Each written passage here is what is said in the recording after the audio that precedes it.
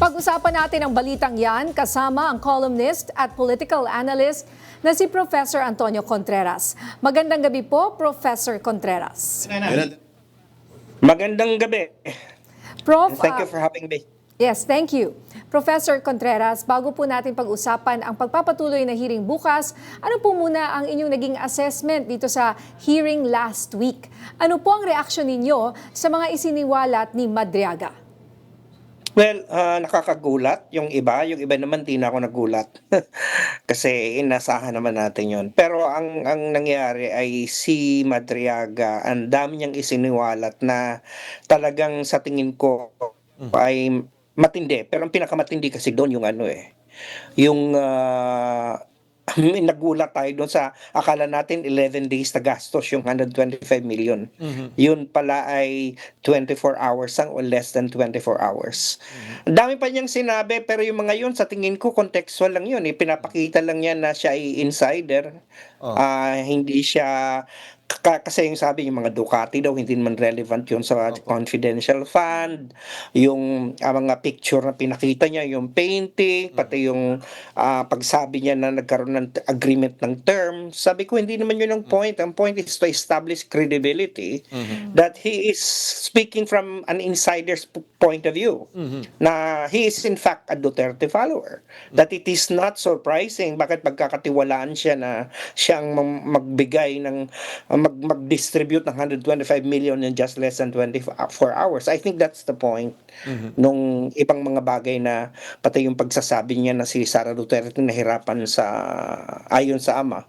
You know, Kaya nga po. yung magkapatid ay may baliw at saka ano ba yung isa? Opo. Kaya nga ho. Pero yun nga po, Professor, sa dami ng mga isiniwalat po ni Madriaga, ang parang mas napikon si VP Sara ay nung sinabihan siya na, yun na nga, yung ilang beses yata siya, nahirapan siya sa eskwelahan. Oo, nahirapan daw siya or pinagbigyan at bully sa school, mga ganun. Parang mas doon pa siya Sabi- apektado eh. Doon sa dalawang B, yung ininsinuate na bully siya at yung ininsinuate na boba siya. So, sa tingin ko, doon siya, yun ang hindi ko rin makitang point eh. Dapat, di ba, ignore mo na lang yun. Kasi ang mas importanteng dapat i-depensa mo yung kakabit ng impeachment complaint, Yes, which is basically the confidential funds, that indeed there is evidence that you actually,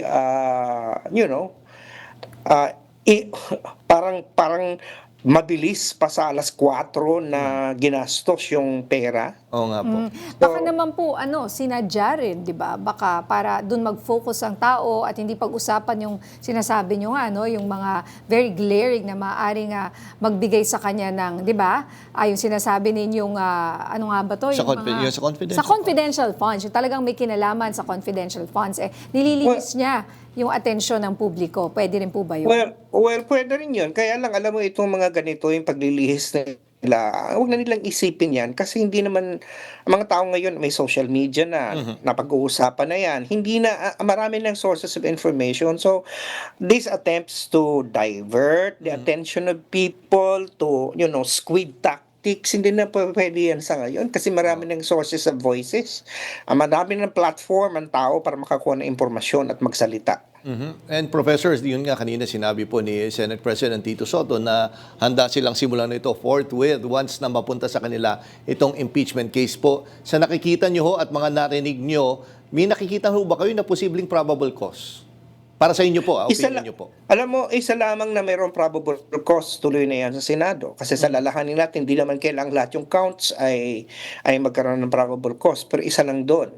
At nasa unang hearing pa lang tayo, meron ng probable cause sa tingin ko. Ako personally, meron ng probable cause. Yung fact na may testigo na nagsasabi at may personal knowledge yung taong yun at nakita niya siya mismo yung nagbubud ng pera. So yung credibility naman yan doon na yan sa trial titingnan di ba? So doon naman yan kailangan pag-usapan. So ngayon may probable cause kasi probability that there might be a guilt is already there or something na impeachable. So yun yung sa tingin ko pupunta hindi pa natin napag-uusapan yung pagbabanta niya sa buhay ng pangulo. 'Di ba? Hindi pa natin napag-uusapan. Bukas mukhang maganda rin yung aasahan natin kasi ito naman yung mga hidden wealth and unexplained wealth ang pag-uusap. At saka So, yung testimonya or, yung sasabihin ni former Senator Trillanes. Oo, at actually inaabangan ko doon less pa yung kay Trillanes kung kasi si Trillanes ano lang naman siya, hindi naman siya personal witness. Ah, ah, ang inaabangan ko doon yung testimony ng yung sa SALN nila. Yung pagpapatunay na ito yung SALN nila at saka yung sa AMLC, abangan natin yun kasi doon malalaman natin kung meron bang mga abnormal transactions. Kasi pag ang AMLC kasi hindi naman bubuksan yung bangko hindi naman bubuksan yung account. Kasi yun yung may privacy, may protected yun ng data privacy. Kaya hindi nga nila sinabi na ang mga bangko kasi may problema dyan Kasi baka sabihin ng mga Duterte, hindi pa naman trial ito, probable cause pa lang. At gusto niyo nang pabuksan ang bangko. Pero yung AMLC kasi hindi naman bubuksan yung account. Sasabihin lang ng AMLC, meron kaming na-detect na mga irregular na movements ng pera. Pag ganun ay probable cause na yon. Yung SALN lang pag pinakita doon na hindi yun consistent doon sa sweldo, probable cause na rin yun. So, At last na lang po, ano po ang reaction niyo sa pagsabi ni former Vice President Leni Robredo na hindi raw siya tatakbo sa pagkapangulo sa 2028? well, sa isang banda, marami nalulungkot na supporter ni Lenny kasi kung titingin mo sa survey, siya yung lumalapit na siya kay Sara.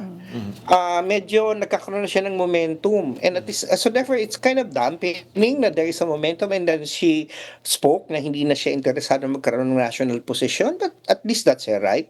Siguro ay ayaw na niyang dumaan sa ganung baka naman na-traumatize si Lenny or ayaw na niya talaga, gusto niya talagang tumutok talaga sa Naga City. But it's good that he's saying there is some kind of finality here. At least he's now opening the landscape for the emergence of other candidates or other possible names that can be tapped. And he's now at least defining how the opposition or the anti-Duterte forces should unify. Kasi sabi ko nga sa inyo, pag isa more than one ang tumakbo laban kay Sara, delikado. Dapat isa lang. Okay, Now, maraming... although ito ng pahabol, may mga kaibigan ako sa Naga, may nag-message sa akin, wag daw ako maniniwala na hindi siya tatakbo. Yun na nga Kumbaga, pwede pa rin mag-change yun Diba? Oo, di ba? May In mga politics, experience tayo in the past. people can change their minds. Yes. You know? Yeah. Mahaba pa naman. May panahon pa, actually.